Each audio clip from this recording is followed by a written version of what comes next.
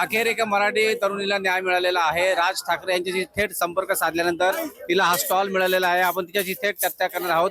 आपण एकता सावंतशी चर्चा करणार आहोत। एकताजी, काय सांगाल की आज न्याय मिळाला? हो, कन्फर्म न्याय मिळाला। आज तुम्ही बघू शकतात मनसेची ही ताकद आहे की आज दाखवण्यासाठी सर्वांचे स्टॉल बंद आहेत। दाखवण्यासाठी सर्वांचे स्टॉल बंद आहे, माझं चालू आहे। याच्याने तुम्हाला काय समजतंय? 3,500, 4,000, 5,000 जेवढे लोक फेरीवाले बसतात त्यांचा सर्वांचा चालू होता स्टॉल आणि माझा एकटीचा बंद होता। आज माझा चालू आहे आणि सर्वांचा बंद आहे। रिझन काय आहे? कारण की केडीएमसी घाबरली, लोकांना भीती वाटायला लागली की हिचा स्टॉल चालू झालाय, आता परत ही काय ना काय टाकेल।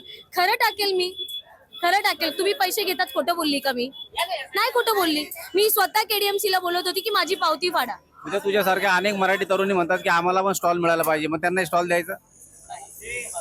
हा, काय बोलतात? अनेक मराठी मुली म्हणतात की आम्ही पण व्यावसायिक आहोत, आम्हाला न्याय मिळाला पाहिजे, काय सांग? हा, तर मला त्यांना हे सांगायचं आहे की रस्त्यावरती स्टॉल लावायची जर तयारी असेल तुमची तर तुम्हाला खूप भोगावं लागेल, खूप।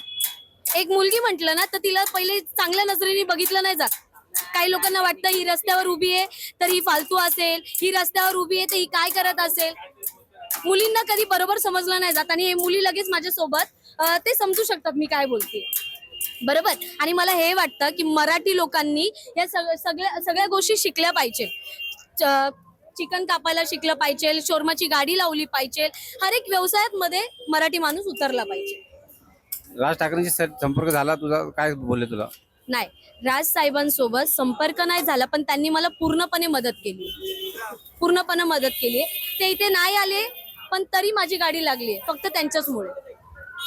नक्कीच तिला न्याय मिळालेला आहे। मराठी तरुणीला न्याय मिळाल्यामुळे आज कुठेतरी तिला जो आहे तो आनंद आहे तो झालेला आहे आणि या अंतर्गत तिचा स्टॉल हा डोंबिवलीमध्ये सुरू झालेला आहे। व्हिडिओ जर्नलिस्ट इम्तियाज खान सह मी किशोर पगारे, जय महाराष्ट्र न्यूज, डोंबिवली।